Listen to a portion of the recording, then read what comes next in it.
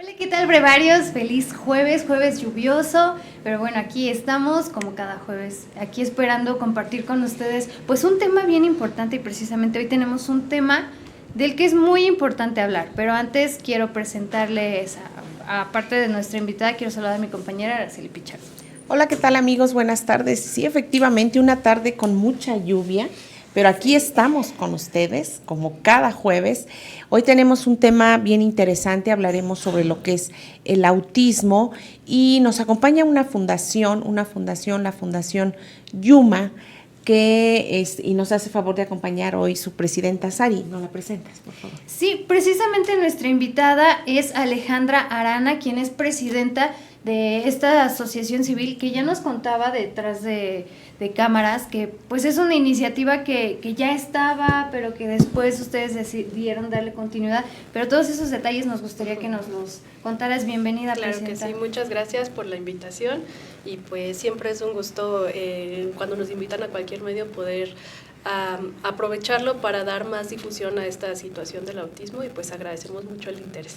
Claro, ¿no? Sobre todo porque hay muchas personas que no conocen qué es, ¿no? Que no conocen qué es, si es un trastorno, cómo detectarlo, etcétera, ¿no? Y hoy, en verdad que este espacio es para todos ustedes y nos gustaría que nos platicaras un poco. ¿De qué te gustaría que habláramos primero, Sari? ¿La fundación o que nos platique del autismo? Sí, es interesante saber cómo es que se constituye, porque tú nos platicabas hace rato, o sea, era algo que ya estaba, pero que estaba a punto de cerrar. ¿Nos puedes contar un poquito esta historia? Sí, bueno, el antecedente, nosotros ahorita funcionamos como una asociación civil sin fines de lucro. Y el antecedente fue el Centro de Terapias Yasco, que a lo mejor algunas personas pues ya lo conocen. Estuvo muchos años en la ciudad de Pachuca funcionando.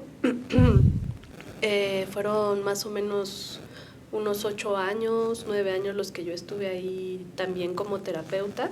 Yo soy psicóloga, entonces pues habíamos un grupo de terapeutas en Centro de Terapias Yasco. Después de un buen tiempo de funcionamiento que estuvo, pues quienes eran los asociados y los presidentes de esa fundación por cuestiones personales pues ya no pudieron continuar con esa labor y se nos ofrece la oportunidad de poder continuar atendiendo a las familias, pero ya conformándonos como una asociación civil pues aparte, ¿no? Con claro. nuevos asociados y pues ellos tuvieron la gran labor de donar todo lo que nosotros necesitábamos, todo lo que era material, lo que era pues todo lo que en las instalaciones se requiere para poder continuar con esa labor.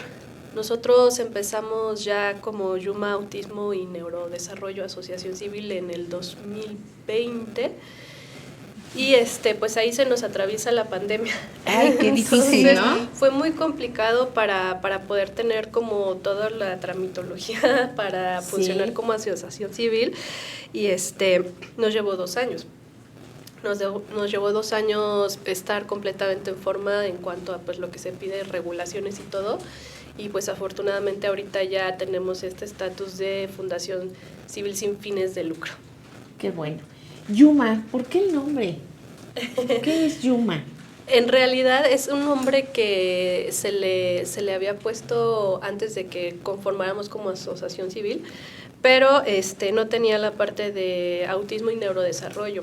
De hecho, antes se dedicaban exclusivamente a la atención del autismo y nosotros pusimos autismo y neurodesarrollo, porque ahora también estamos incluyendo la atención a niños con diferentes alteraciones del neurodesarrollo, como pueden ser discapacidad intelectual, trastorno del lenguaje, déficit de atención, trastornos del aprendizaje.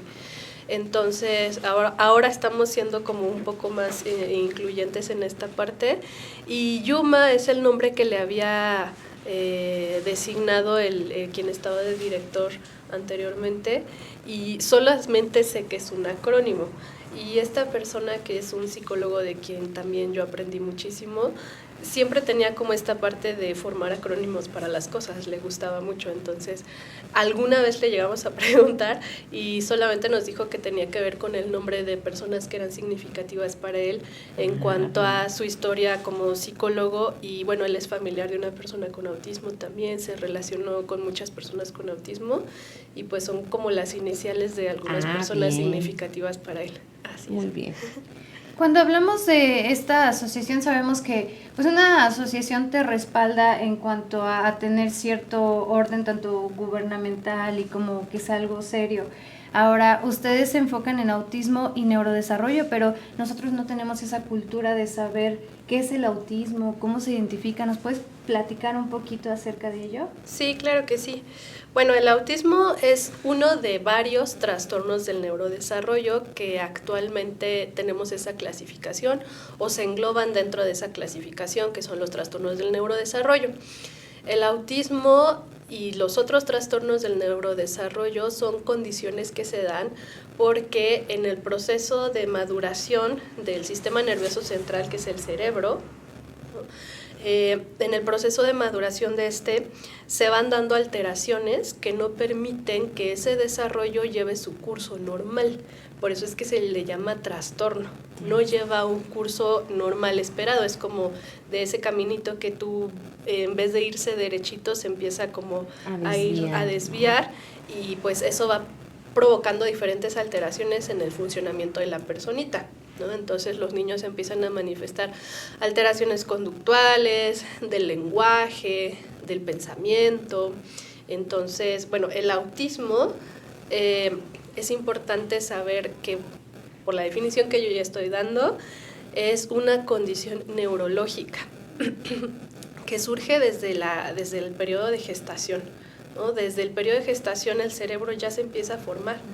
De hecho, no sé si ustedes sepan este dato, pero los seres humanos tenemos el periodo de gestación más largo porque el cerebro tiene que estar listo antes de que el bebé nazca.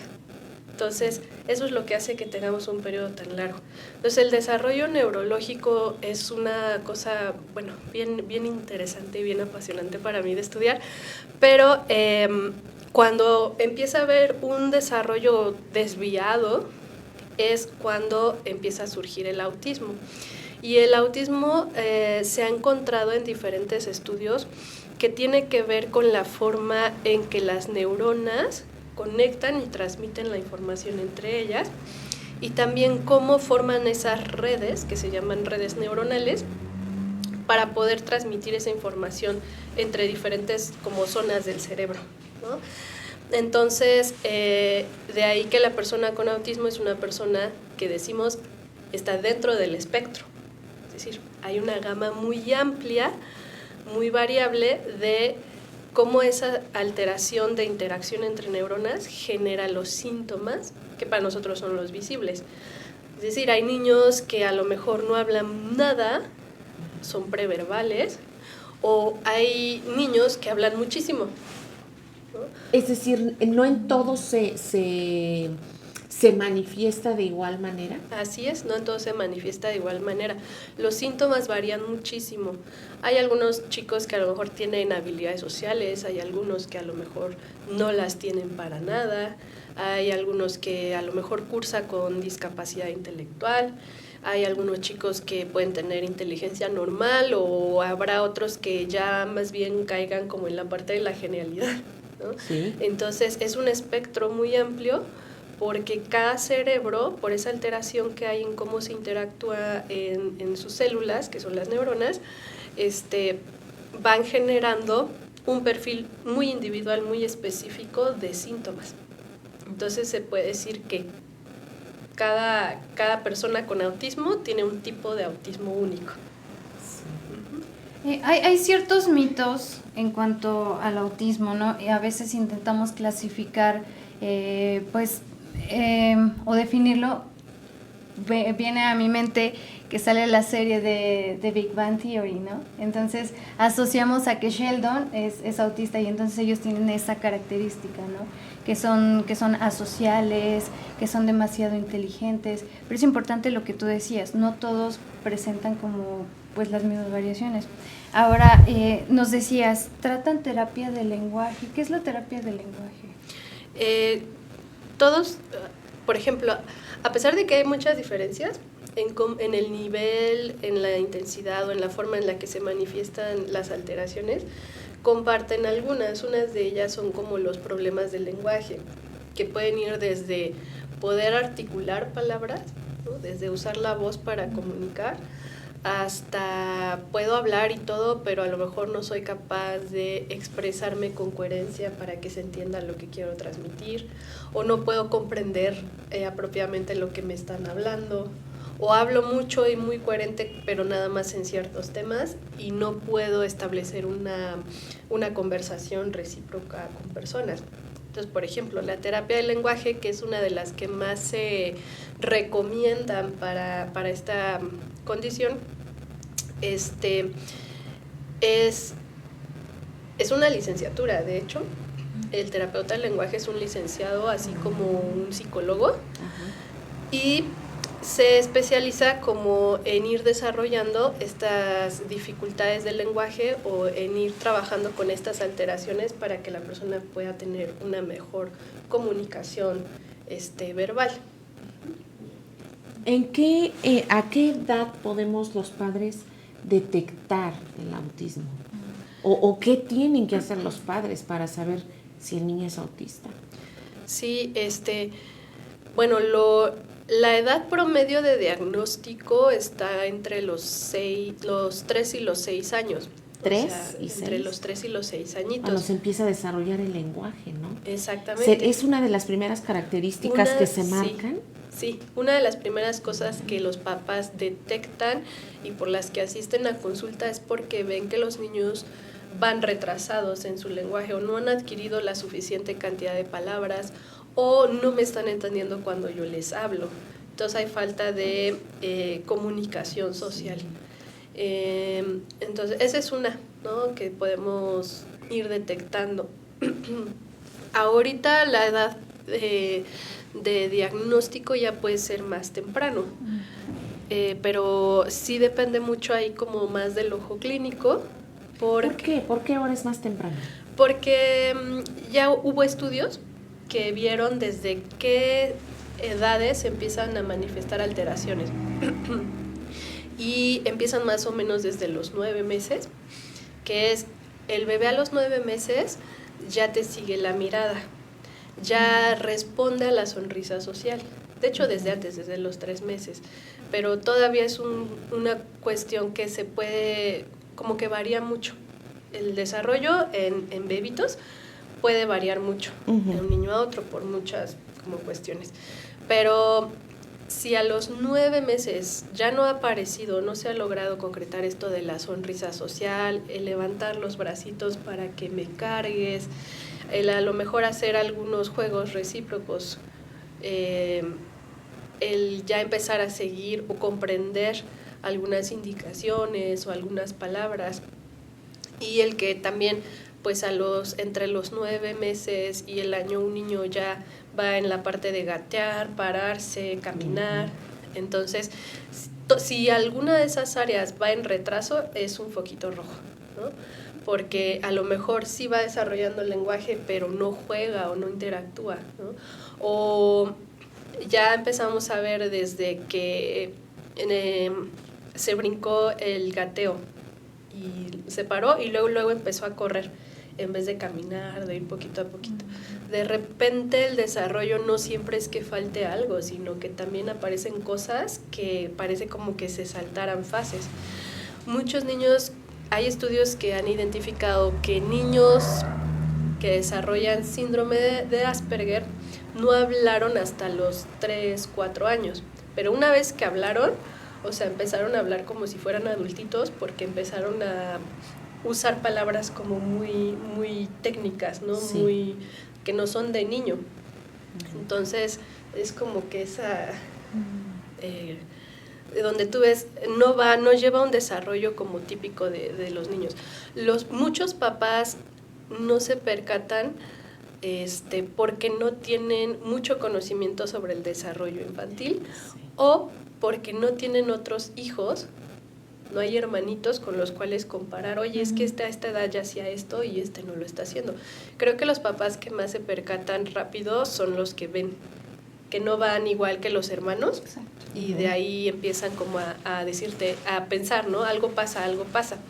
Y la otra que es, bueno, ya cuando fue más de la familia, o sea, fue más allá de la familia, cuando en las escuelas lo detectan, de que ya ingresó a un jardín de niños, un preescolar, y ahí son las maestras las que, sí, obviamente resalta de una cantidad de niños tal, y ese niño en específico, que notas que no interactúa, o que no responde, o que no aprende, y entonces pues ahí es como nos vamos dando cuenta, ¿no? Sí hay que estar como muy al pendientes en las consultas de pediatría, para ver que todo el desarrollo vaya normal, ¿no? Y cualquier cosita, primero que llame la atención, que salte, es ir con el pediatra y ver si sugiere que haya una consulta, hay que decir las inquietudes. Yo creo que ahora ya es más el que los pediatras lo vayan reconociendo, porque antes la historia, hace unos 10 años, la historia que te contaban todos los papás es que el pediatra me decía que todo estaba bien y que yo me estaba como preocupando por nada, que lo iba a ir haciendo solito, y se pasaba el tiempo y el niño llegaba a tener 5 o 6 años y no se le había diagnosticado. Pero ahora creo que ya hay como más información también en relación a esto y pues ya es más fácil irlo detectando. Precisamente me interesa mucho saber el proceso, ya lo decías, es llevarlo, detectar estas cuestiones, ir con el pediatra y cómo funciona el tratamiento. O sea, el niño se puede incorporar normalmente a la escuela y con ustedes lleva como esa asesoría, también trabajan con los papás. ¿Cómo es ese proceso para el acompañamiento? Depende mucho de cada caso. Hay niños que por las características de su autismo, ¿no?, de los síntomas que manifiestan, muy bien se pueden integrar a una escuela regular. ¿Podríamos decir que hay varios niveles de autismo? De hecho, sí hay una clasificación que te habla de niveles, no de niveles de autismo, pero de niveles de apoyo. Entonces, un autismo le suelen decir nivel 1, 2 o 3, y esto va en relación a qué tanto apoyo necesita, o sea, sí, qué tanta intervención, o sea, a lo mejor terapéutica o apoyos dentro de la escuela o de la familia para que vaya desarrollando las conductas pues más apropiadas. Y pues esto habla en que, bueno, si el niño no tiene muchas habilidades de lenguaje, sociales, cognitivas, no ha madurado su cerebro en esas áreas, pues no va a ser tan funcional en su entorno y va a requerir que tú lo estés apoyando para que pueda desenvolverse en su entorno. Entonces va como, esa es la idea. Y depende del caso de cada niño en cómo se hace pues el plan de trabajo, el acompañamiento con la escuela, con los papás. Digo, hay niños que a veces ni siquiera logran tener la posibilidad de ingresar a la escuela, ¿no? En ese tipo de casos, lo que hace la asociación es que tenemos un programa que le llamamos escuelita, pero no es escuelita en el sentido de que no llevamos un programa de SED, pero sí es una regularización. Más que regularización académica, es como un proceso de adaptación. Buscamos que ellos desarrollen lo que es llevar una rutina diaria de tipo escolar, ¿no? Entonces van en unas horas, no tan amplia la jornada, pero parecido como si fueran una escuela.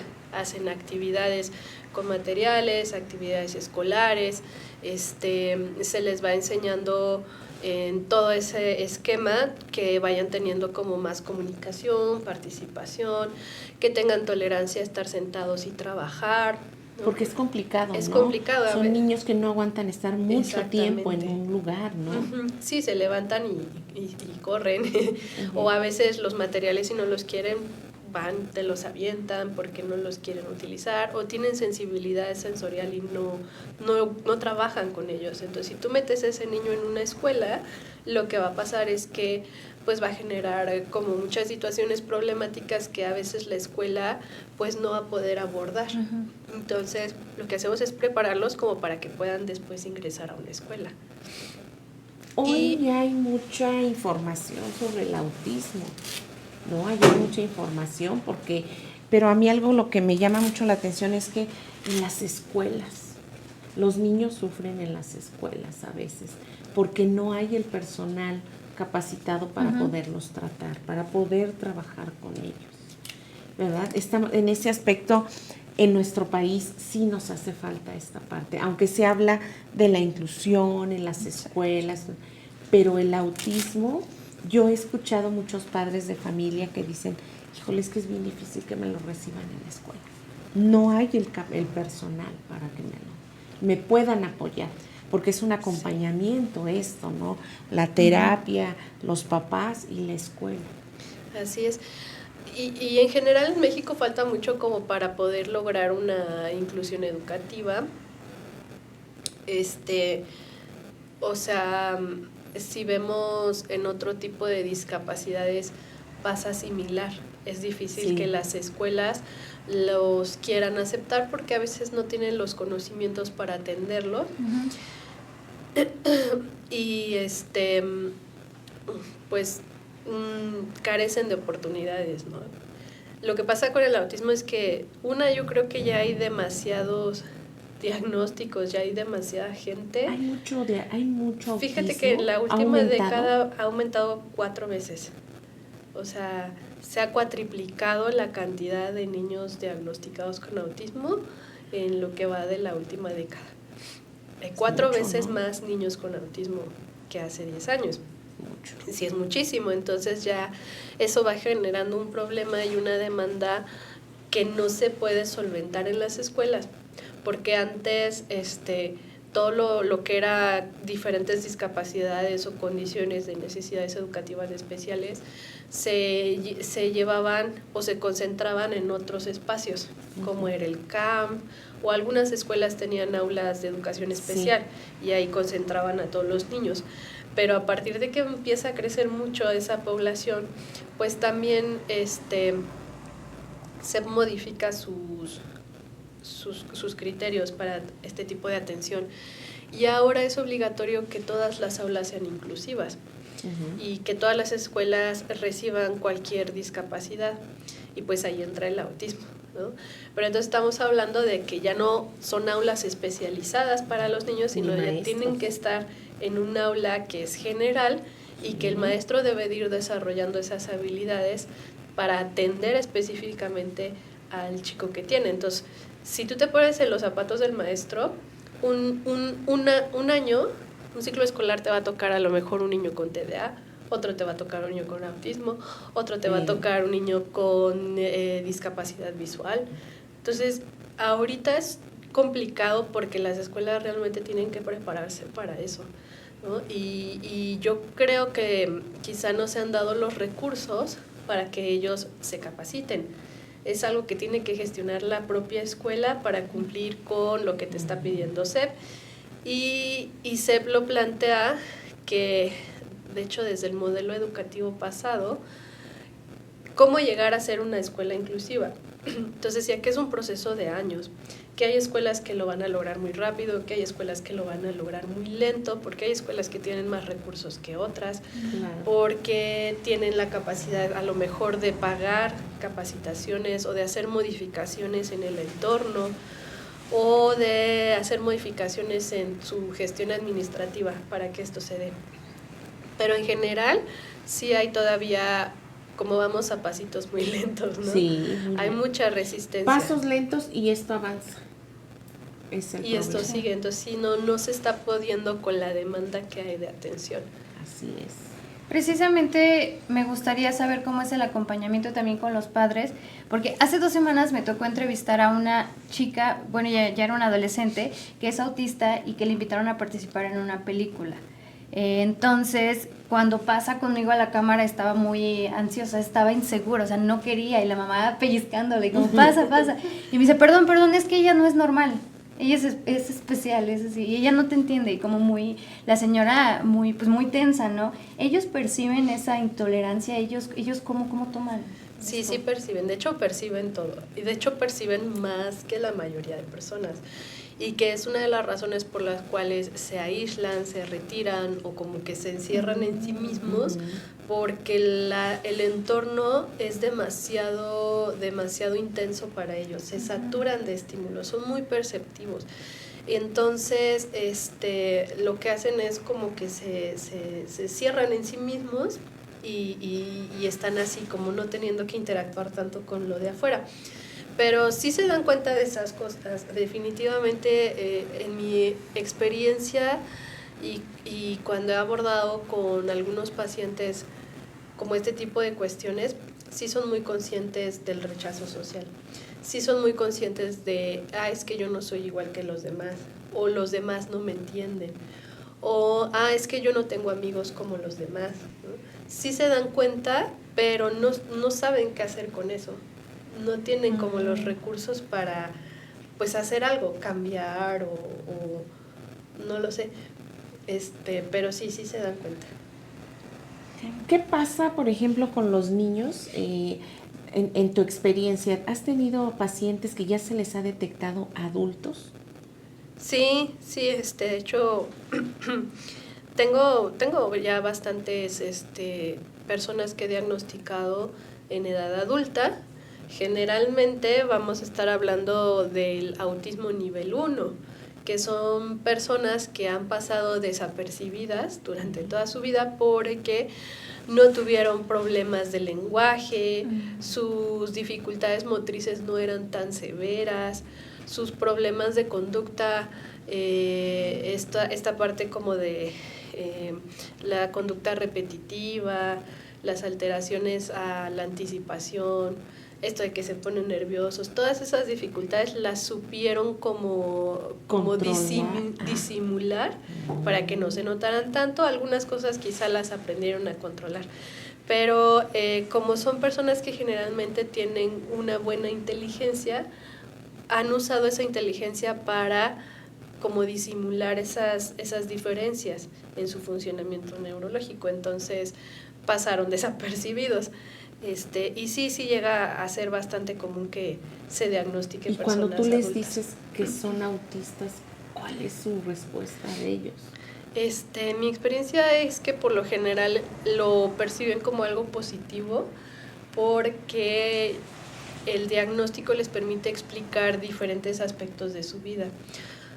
En la gran mayoría son personas que vienen atravesando por procesos de depresión, trastorno de ansiedad, han vivido fobias en su vida, fobias a cosas o fobia social, o sea, han sido diagnosticados de otras cosas y han tenido otras complicaciones. Entonces, cuando tienen el diagnóstico de autismo, como que explica mejor lo que les ha estado pasando y les permite dar sentido a muchas experiencias también de vida, ¿no? ¿Por qué me era tan difícil conseguir o mantener una pareja, ¿no? ¿Por qué nunca tuve en toda mi vida a lo mejor más de un amigo o ningún amigo? ¿Por qué me era tan difícil relacionarme con los compañeros de la escuela? ¿O por qué nunca me gustaba lo mismo que a los demás? Entonces como que se explican y en general en la edad adulta como que lo reciben bien. Porque pues aparte, a diferencia de un niño pequeño, ya atravesaron por un montón de cosas. Ya se creó su personalidad. Y lo complicado es para los papás, el diagnóstico. Es más complicado para los papás ellos, porque están empezando. Y es como, bueno, y tenemos esto, ¿y qué vamos a hacer con esto? ¿no? Y hay mucha incertidumbre respecto al futuro. Y hay mucha gente que dice, es que el autismo se cura. Bueno, actualmente no existe un consenso sobre que exista un tratamiento que lo pueda curar, ¿no? De hecho, ahorita la perspectiva como oficial es que es una condición y que es tratable, pero no hay cura. Entonces, no es una enfermedad porque no es algo que adquiriste, como una gripa te dio y te dan un tratamiento y se quita. No es una enfermedad, es una condición porque ya naciste con él, solamente que se empieza a manifestar en cierta etapa de tu vida porque tu desarrollo se va quedando atrás. Mientras todos avanzan, tú te vas quedando atrás. Entonces empieza a notar que tienes eso. Pero actualmente no existe un tratamiento que diga, te vamos a quitar el autismo. ¿A qué voy? Como les decía, el autismo es una condición de cómo hay alteraciones en cómo conectan las neuronas, cómo transmiten esa información. Entonces, el autismo, ahorita no hay un método que tú puedas decir, vamos a modificar eso para que empiecen a conectar y a funcionar como deberían estarlo haciendo. Entonces, no hay una cura. Las neuronas siguen interactuando de manera, pues, alterada. Entonces, hace rato estaba, de hecho, viendo un video sobre una investigación que ya se hizo en ratones y a través de ciertas sustancias y modificando ciertas moléculas que, bueno, te diré, forman parte de los procesos metabólicos, o sea, de cómo las neuronas intercambian ciertos químicos, que esos químicos les permiten como hablarse entre ellas, ¿no? Pasar esa información. Y lograron a unos ratoncitos provocarles autismo y luego quitárselos. Entonces, eso es bueno, es un buen descubrimiento, pero hay que pensar en que faltan muchos ensayos clínicos, que falta trasladar eso a seres humanos, que falta desarrollar medicinas y, bueno, pues un montón de cosas para que a lo mejor eso se vuelva como una realidad. Quizá el estudio nos permite saber más sobre el autismo y posibilidades, ¿no? en cuanto a medicamentos, pero pues también es como una parte, ¿no? Así es la ciencia, va como por va avanzando poco a poquito, ¿no? Así es. Pero actualmente el tratamiento consiste en atención terapéutica, psicológica, de otras disciplinas como es la del lenguaje que decíamos, la ocupacional, terapia física,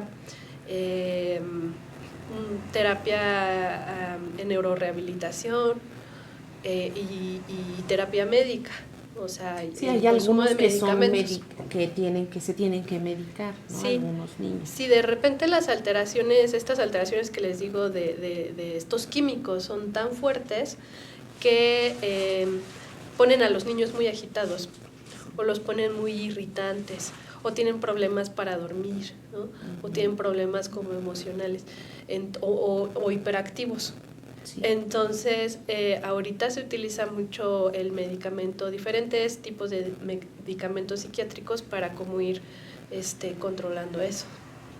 Fíjate, algo que a mí me gustaría preguntarte es, ¿por qué asocian el color azul con los niños autistas? ¿Sí has oído eso, Sari?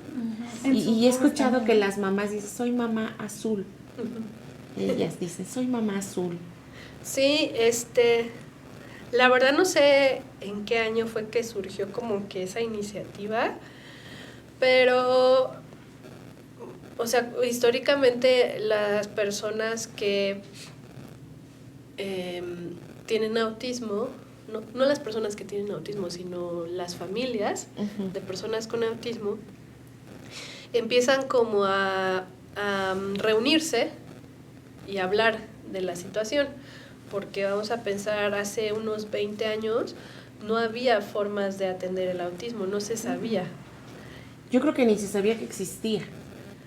Se sabía, hace cuenta que por ahí de los 50, 60 se empieza como ya a formar parte, pero se atendía, o sea, muy poco, ¿no?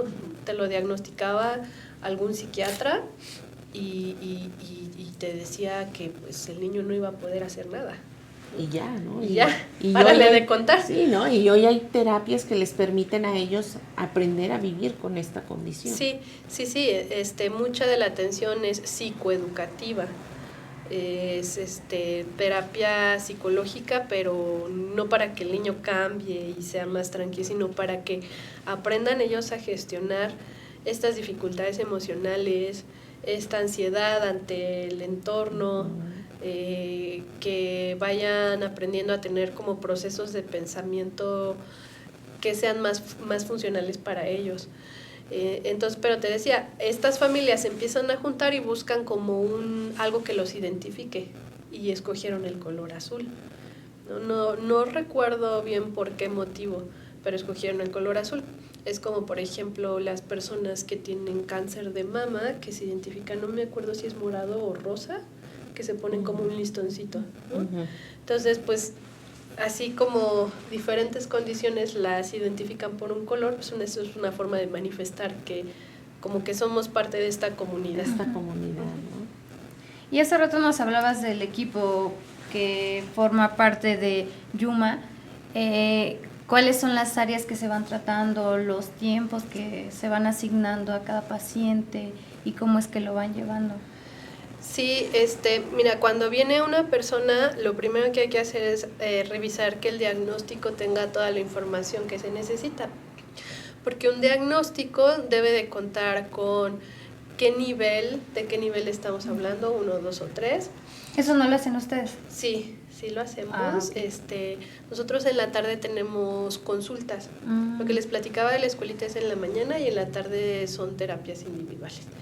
Entonces, en estas terapias está el servicio de diagnóstico, ¿no? De valoración, evaluación. Y lo primero es tener un diagnóstico que nos dé toda la información que se necesita para saber qué tratamientos va a requerir el niño. Entonces, primero es saber qué nivel de autismo se está hablando y luego qué perfil de desarrollo tiene. Pues, por ejemplo, si tiene dificultades del lenguaje, pero en qué parte.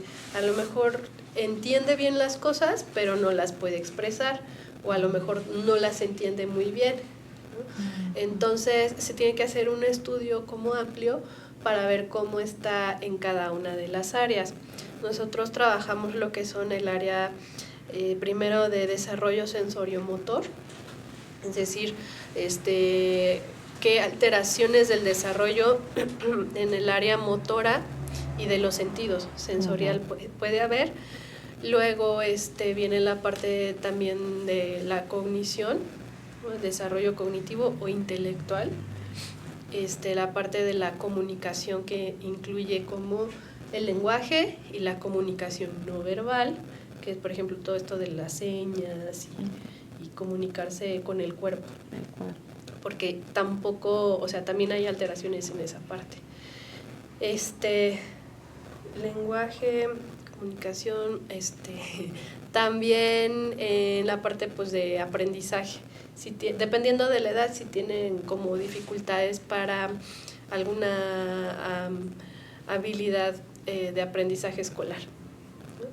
Y si hay alteraciones en la conducta, si tiene, o sea, a lo mejor mucho la presencia de lo que le llaman como ritualismos, conductas estereotipadas o repetitivas, intereses restringidos,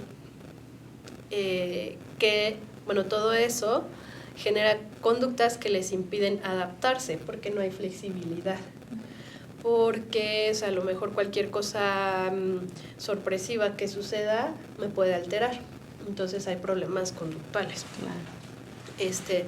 Si hay persistencias, hay problemas conductuales, ¿no? O sea, a lo mejor en el aula el niño persiste en quitarse los zapatos o en salirse corriendo del aula. Entonces, toda se evalúa la parte conductual. Y pues de habilidades adaptativas o de autocuidado, como todas esas rutinas de la vida diaria, si las ha desarrollado y eso pues le permite tener más autonomía. Entonces se evalúa como todas esas áreas y en base a eso ya se determina qué hay que empezar a trabajar. En el autismo las terapias casi que, vamos a decir, van a ser necesarias una gran parte de la vida, dependiendo del nivel también, pero sí son terapias como a muy largo plazo. Entonces lo que tienes que hacer es ir empezando a trabajar, como poner por prioridades, ¿no? Vamos a ver qué es más necesario empezar a trabajar. El lenguaje, la conducta. Así es. Por ejemplo, si yo soy terapeuta de lenguaje, pero este niño tiene muchas conductas disruptivas, no me va a permitir tener una terapia con él. Entonces primero tengo que trabajar la conducta y luego el lenguaje. Entonces se va haciendo como un plan que vaya acorde a esas necesidades. Entonces el diagnóstico no nada más lo da una psicóloga, ¿no? La dan varios profesionales en el tema. Lo ideal es que participen varios profesionales en el diagnóstico, pero sobre todo en la intervención. A eso se le llama que es multidisciplinaria o interdisciplinaria, o sea que participan varias disciplinas y que trabajan conjuntamente para que todas las intervenciones pues vayan teniendo como el mayor efecto. Entonces, sí, justamente si tú llevas a tu niño, pues debe de tener la parte de psicología, la parte de lenguaje y la parte de terapia ocupacional, muchas veces de manera simultánea. Y eso hace que sea complejo, o sea, que sea muy complicado porque las terapias no son baratas. Es lo que le iba yo a decir. Eso no es muy complejo para los padres. Es muy complicado. Y por eso muchos niños no avanzan. Sí, de hecho, nosotros en la asociación tratamos de tener como los costos bajos, ¿no? Realmente en lo que va de, pues lo que hemos estado nosotros para acá, no habíamos subido el costo, o sea, en 4 años, y todavía antes pasó muchos años de que no se subían los costos, porque los papás necesitan llevar a veces varias terapias simultáneamente, y a veces con una es bastante pesado.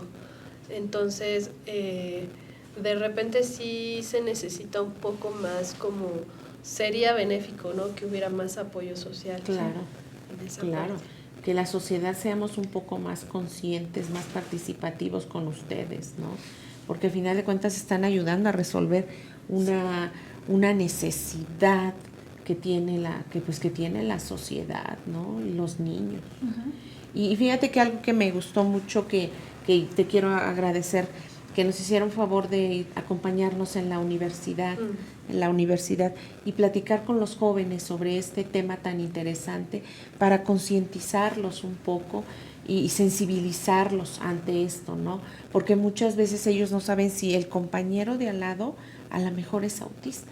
Sí. ¿No? Es la verdad, no saben, ¿no? Y lo quieren tratar igual que ellos o lo tratan de diferente manera, ¿no? Entonces, en verdad, yo te agradezco porque fue una plática muy enriquecedora en la universidad, que nos hicieron favor de acompañar por ahí en la Universidad Siglo XXI, y los jóvenes salieron muy contentos, muy satisfechos de decir, maestra, qué padre que pudimos participar con esta fundación, pero muchos de ellos decían, yo no sabía qué era el autismo, ¿no? Decían, yo no sabía qué era, ¿no? Y pudieron conocer qué es, cómo lo pueden identificar una persona, cómo tratarla, cómo la familia se involucra en todo esto. Fue en verdad una plática muy enriquecedora. Qué bueno. Y yo creo que esto es lo que nos hace falta en la sociedad. No sé qué pienses. Sí, yo creo que la sensibilización, la sensibilización es muy importante, porque de repente las familias con personas con autismo sí viven como muchos retos de cosas que a lo mejor para nosotros son tan simples como, no sé, salir a un lugar, visitar un lugar. Para ellos de pronto es muy complicado poder llevar a sus chicos, tener acceso a la escuela, ¿no? Tener un día libre de descanso. Y a veces los entornos para las personas, niños, adultos, adolescentes con autismo, es muy hostil, ¿no? Entonces, a veces no sabemos cómo reaccionar ante las diferencias. Y yo creo que poder transmitir las cosas y que ellos vean que pues también son seres humanos con necesidades, que comprendan, bueno, si no te habla o se aísla, pero ¿por qué lo hace, no? O se altera, pero ¿por qué lo hace? Y qué estás sintiendo y qué puedes hacer tú, te permite pues también como tan simple como tener más oportunidades de que las familias extiendan su espacio de interacción con el exterior, porque a veces se aíslan mucho las familias. Sí. Entonces, y también generar entornos más sanos, porque, por ejemplo, como dices, en la universidad o en la prepa o en la escuela, se da mucho como que los casos de bullying, ¿no? Y a veces no sabes que ese chico es un chico con autismo, y que obviamente va a tener muchas dificultades para defenderse, para pedir ayuda o para comprender lo que le pasa. Entonces, pues son actividades bien bonitas que a mí me gusta mucho, que son muy factibles de una asociación sin fines de lucro, ¿no? O sea, es como, sí damos las terapias y eso, pero también el acercarse, por ejemplo, a estos espacios, el ir a las escuelas y dar temas de inclusión y tener este contacto con la sociedad y promover con la sociedad sobre esta condición es una parte que a mí me gusta mucho. Sí, y debe de ser, ¿no? Te comentaba yo. Sobre todo te digo, los niños a veces son bien crueles en las escuelas, a nivel básico, ¿no? Los niños, ¿no? Y bueno, que hoy en estos tiempos tan difíciles, ¿qué podemos esperar también a nivel universidad? O sea, también, ¿o no, maestra? Sí, definitivamente no, lo vemos en las ¿verdad? aulas todos los días. Y pues también importante que tú nos cuentes, la gente que nos está viendo en redes sociales, cómo se puede sumar, a lo mejor alguien que diga, yo quiero ser voluntario, yo quiero aprender, y también las organizaciones, ¿cómo pueden apoyar? ¿Ustedes reciben, o en cuanto a fondos, en cuanto a apadrinar, tal vez hay asociaciones que manejan el apadrinar a una familia porque es incosteable para ellos? Sí, a veces es incosteable, es muy triste que a veces, y recientemente nos pasó, ¿no? Tuvimos pues que dejar de atender a algunas familias porque no pueden continuar pagando los servicios, y a veces es bien difícil porque quisiéramos pues a lo mejor darles un costo menor, pero también a veces no nos permite funcionar a nosotros. Si bajamos demasiado los costos, simplemente pagar la renta, ¿no? O los consumibles, los materiales, o los sueldos de las personas que trabajan ahí. Entonces, nosotros ahorita estamos en un proceso de poder ser donataria autorizada, que es todo un trámite que se necesita del SAT para que tú puedas dar los recibos deducibles de impuestos. Y una vez que lo tengamos, vamos a estar abriendo proyectos de apadrinamientos, proyectos de generar, pues a lo mejor que personas interesadas puedan hacer donaciones a la asociación. Por lo pronto, solamente podemos recibir donativos en especie, que pues afortunadamente hay quienes pues a veces piensan en nosotros y nos hacen como ese gran favor de darnos este material que nos permite trabajar día a día con quienes están ahí. Para hacer voluntariado no se necesita ningún trámite. De hecho, hemos tenido personas que han hecho voluntariado y que ahorita están trabajando ahí, ¿no? Entonces llegaron diciendo, bueno, yo quiero aprender. Y aprendieron y pues ahorita están ahí como terapeutas. Y también tenemos la opción de hacer lo de prácticas y servicio profesional, que es una muy buena oportunidad para los estudiantes. Muy grande, porque tú como estudiante ya sales con una experiencia y tú como asociación pues te nutres todo de esas manitas extras que puedes tener todos los días, y de también dar a conocer en todos esos estudiantes sobre la condición. O sea, la experiencia de años, ¿no? Que hemos funcionado como Yuma o como Centro de Terapias Yasco. La verdad es que tener chicos de servicio y de prácticas ha ayudado muchísimo. Además son jóvenes que traen proyectos nuevos, que tienen esa hambre de aprender, de servir, ¿sí? Y qué mejor que lo hagan en una fundación donde se les da la oportunidad de servir a la sociedad, ¿verdad? Y de ver realmente lo que son los problemas, ¿no? ¿Cuántos niños tienen aproximadamente ahorita en la fundación tratando? En conjunto, ahorita son más o menos unos 60 niños. Ay, es muy grande el número. Sí, muchos. Sí, la verdad que después de pandemia nos costó un poquito de trabajo, pero despuntamos. En lo que son los servicios de la tarde, terapia individual, son más o menos como 50 y tantos niños. Y en la escuelita, ahí andamos siempre como en un promedio de 8 o 10 niños en la escuelita. Ese número habla mucho, ¿no? Dice mucho. en la escuelita. Habla mucho porque quiere decir que, o sea, hay muchos niños con autismo, pero son pocos los que tienen esa posibilidad, ¿no? De estar en una escuela, en una institución. De estar en una escuela, sí. Son pocos, La verdad, digo, para ustedes que tienen 60, y fíjate, de aproximadamente es 8, o sea, sí es, de 60. es muy bajito el número, ¿no? Ajá, o sea, de los que están en la escuelita, y si lo comparamos con niños, digamos, con la población, vamos a decir, de Pachuca. Sí. Y la cantidad de niños con autismo que no están asistiendo a escuelas, sí es muy poquito. Un poquito. Uno de mis deseos como más grandes de la asociación es poder crecer esa escuelita. Claro. O sea, tener más espacios, tener más maestros, porque también atender estas cuestiones requiere que la atención, o sea, que los grupos sean muy reducidos, que la atención sea muy personalizada. O sea, a ustedes los limita demasiado. Sí, sí es complicado, pero pues yo espero que podamos crecer la escuelita bastante y que pues más niños estén ahí. A veces puede pasar que estén ahí como mucho tiempo y ya mejor lo podemos orientar hacia no la profesionalización, no que lleven toda la trayectoria académica, pero sí que desarrollen oficios, ¿no? Como habilidades para la vida. Sí.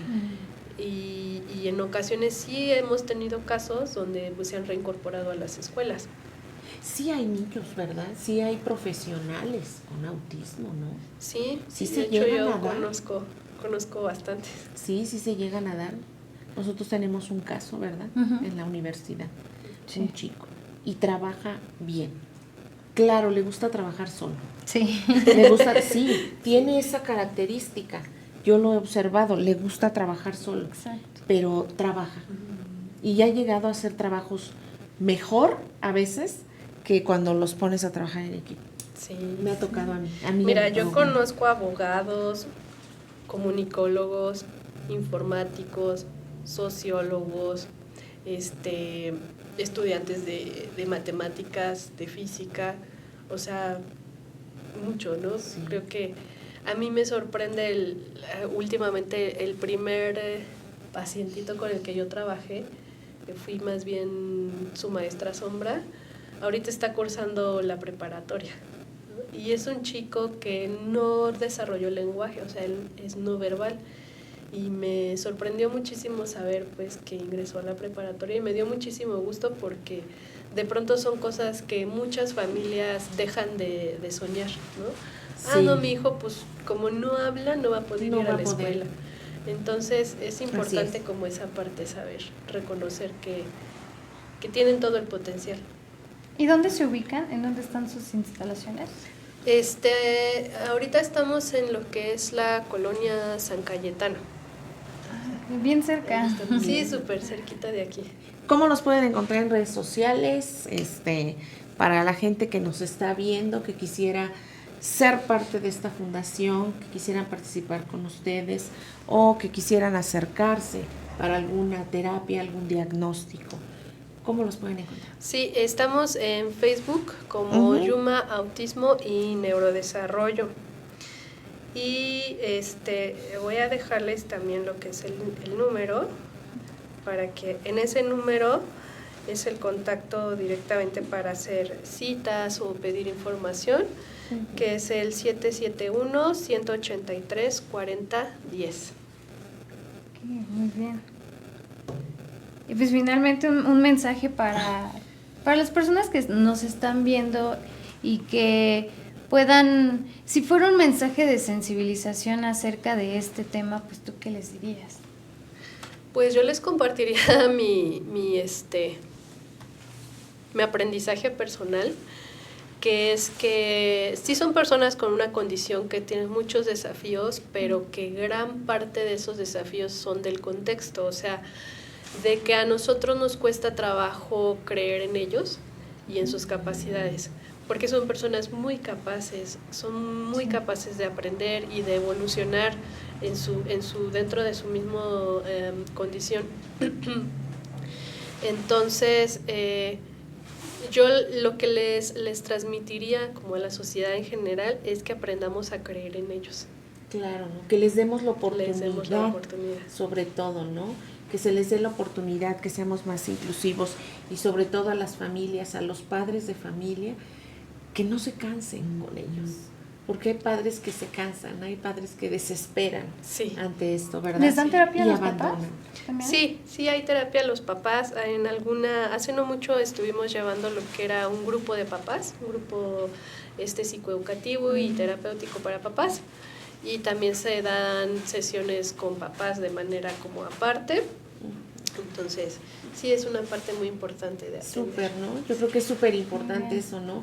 Lo que te decía yo, para que no abandonen esto, definitivamente. Pues ya nos vamos, Sari. Sí, pues muchas gracias por haber estado aquí con nosotros. La verdad es que es un tema que nos importa mucho y que nos tiene que ocupar también. Entonces, muchas gracias, te agradecemos y mandamos un saludo a todas las personas que forman parte de esta asociación, porque no es fácil ser miembro de una asociación. No, es no un para nada. acto muy hermoso el que ustedes hacen y qué bueno que existen este tipo de organizaciones, porque si no, no sabríamos de verdad. Eso sería muy difícil sin ustedes. Y qué bueno que existen este tipo de programas porque veía que invitan varias asociaciones, ¿no? Así es. Y yo creo que causas en el mundo hay miles. Miles. Pues a mí me tocó ahorita como esta. Me da muchísima satisfacción y creo que lo que hace falta es que muchas otras personas nos demos cuenta de todas las causas que hay. Así y es. que decidamos esa parte de participar, pero una cosa bien importante es enterarnos de que están Exacto. ahí, ¿no? Exacto, este es un espacio para, efectivamente nosotros decidimos abrir este espacio para todos ustedes, para estas fundaciones, asociaciones, colectivos, para que la gente los pueda conocer y participen con ustedes, ¿no? Porque eso es lo que necesitamos, saber que existe gente que hace cosas grandes por este Hidalgo. Muchísimas gracias. Muchas gracias. Ya nos vamos, pues nosotros ya nos vamos. Muchísimas gracias por estar con nosotros esta tarde de lluvia. Un saludo a todos los que nos están viendo y nos vemos en la próxima emisión del Brevario. Muchas gracias. Buena Nos vemos tarde. el siguiente jueves. Hasta luego. Lleven su paraguas.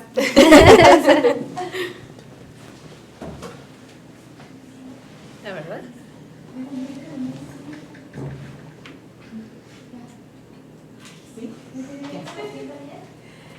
Te iba yo a